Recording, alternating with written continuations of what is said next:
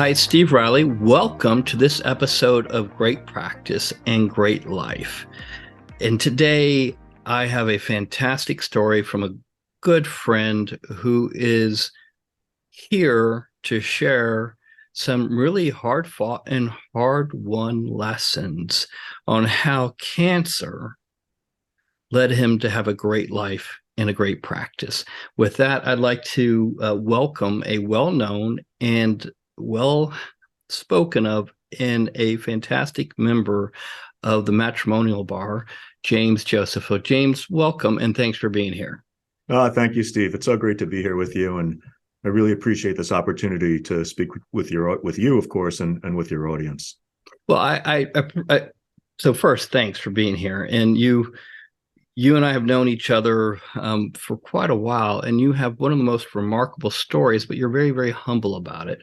But before we go there, let's just handle some basics so people have context of who you are and what you're doing. And then we can talk about how you got where you're at today, because you're kind of you're climbing up a pinnacle, and every time I think you've reached a summit, you actually recreate and do another summit, which is one of the things I love about you. So let's just introduce who you are and what you're doing today for our audience. Sure. Thanks, Steve. So again, James Joseph. I head a matrimonial and family law firm on Long Island in New York, suburban New York City. We're based in Garden City. We have 5 lawyers and a very strong support staff. It's been, I hate to admit, but it's been about 30 years that I've been practicing law. And in recent years, in recent times, I've stepped back a lot from the day-to-day practice. I had really accomplished all I had set out to accomplish as an attorney. It was important to me to rise to the top, not so much, from an ego standpoint, but I wanted to know that I was doing the best that could be done for our clients. I feel like I accomplished that, and I wanted more. And not only did I want more, but I wanted to help more people. I felt like with Atticus's guidance and a lot of hard work, we had created a really great environment in our firm for our team. And I knew that I was doing right by our clients. So we've become very mission focused. And our goal in recent times has been to grow the firm larger with the purpose of helping more people. It's a very difficult thing for people to go through a divorce. We think that to the extent that you can add some good to that process, we think we do that. I know it was a bit ago, but if you think back, what were probably the 3 most important lessons you learned from that delegation process? So if you look back, say, because there's a big distinction between task delegation, here, go draft this complaint, and strategic delegation, where, hey, you're in charge of drafting these types of complaints.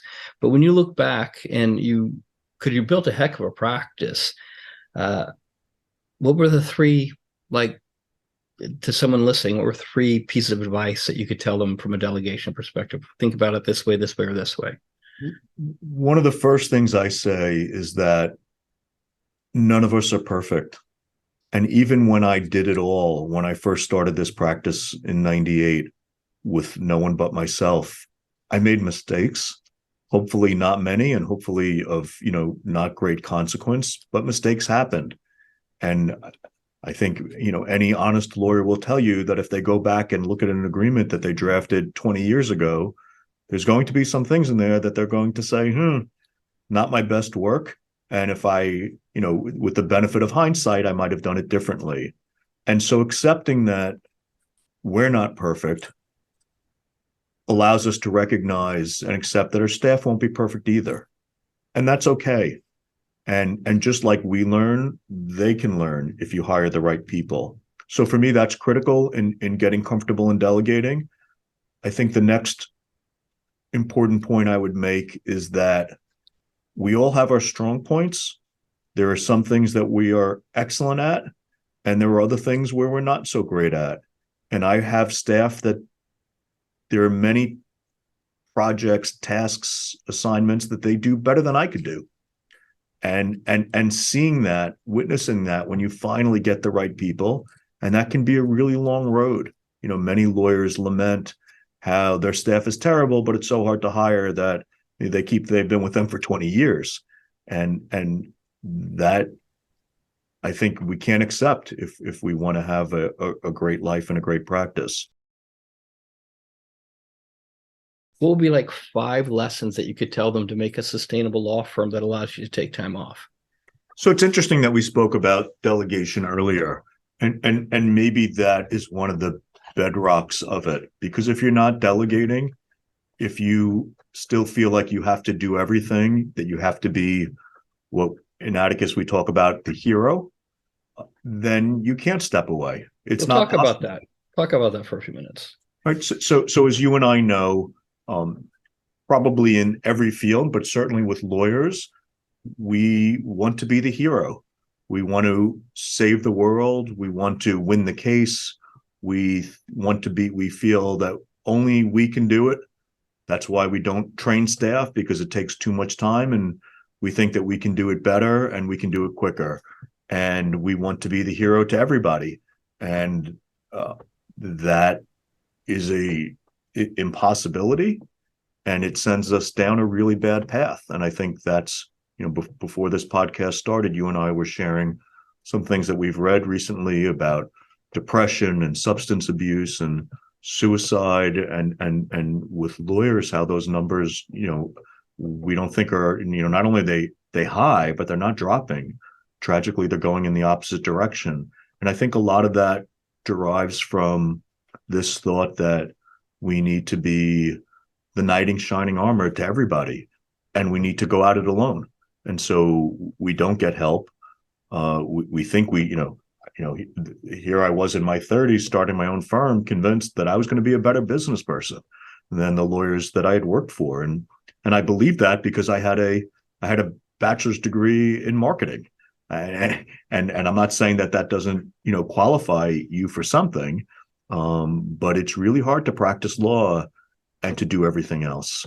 And so I think that until we accept that we can't do it all and we can't be the best at everything, and that we need help, whether it's another lawyer, secretary, a paralegal, a business coach, a psychologist, a therapist, whatever it may be, until we do that, you can't take time off without great cost.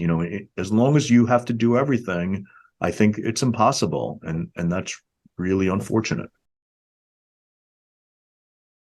That's a really good one, because I call it the adoption trap. I always joke that lawyers don't hire, they adopt. And if you've got somebody that may not be great, but they've been with you for a long time and you don't want to upgrade, that just means you've adopted them. You're not managing them. And so in your case, part of this is realizing you can't adopt. You've got to look to upgrade. You got to find people that are really strong where you're weak and build around, plug in those weaknesses, because, you're so right, James. I think about it. I look back, and the more that I work, the less I do certain things, because my narrow skill set is so extraordinarily small at what I'm good at, and arguably what I'm great at. But the rest of that, I just should stop doing, because I'm terrible. I'm just not that good at so many things, and it's pointed out to me on a regular basis. So the distinction, though, yeah, go ahead. I'm sorry. That's very honest for all of us, of course. So kudos to you, Steve, for recognizing that, because it's true for all of us. Yeah, but truthfully, as you think about it, it's true for all of us. But it takes a while, as a lawyer who's trying to grow, to realize it's actually a strategy, because delegation requires you delegating someone who's much better at whatever the thing is that you're delegating than what you do. And most lawyers are afraid to either invest at that level of talent financially. They're afraid to have someone who looks better, acts better, performs better than they do, because their ego may not be able to handle it. So there's probably a 10, 15-year period where I just hired people because I could get them to show up. I wasn't incredibly strategically clear that I needed to find people at higher talents with unique gifts, particular disc, particular skill sets. And when I got that shift, then the ability to upgrade and scale became very clear to me. And I think that's one of the things you've done with your lawyers too, by the way. So Yeah, go ahead. I think Go ahead. that, I'm sorry. that makes a lot of sense. So you had asked for three. So the third one, and I think it's really consistent with what we were just discussing, is that the right people, when we hire the right people by delegating, I think they have not only more job satisfaction, which is important on a personal level, but from a success of the firm standpoint, they're much more committed to their jobs. They take their responsibilities. If I micromanage them, I think they would.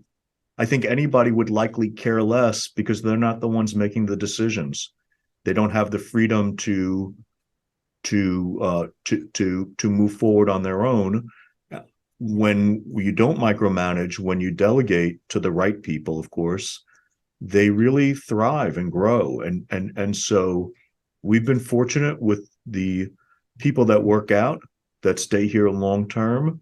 They take such incredible pride. And when I explain to a referral source or a potential client that I don't handle day to day anymore, but that my team shares my values, it's real. They wouldn't be here otherwise. And I honestly believe that their performance and their lives are better for it. That independence we all want, regardless of what field we're in or what we do in life.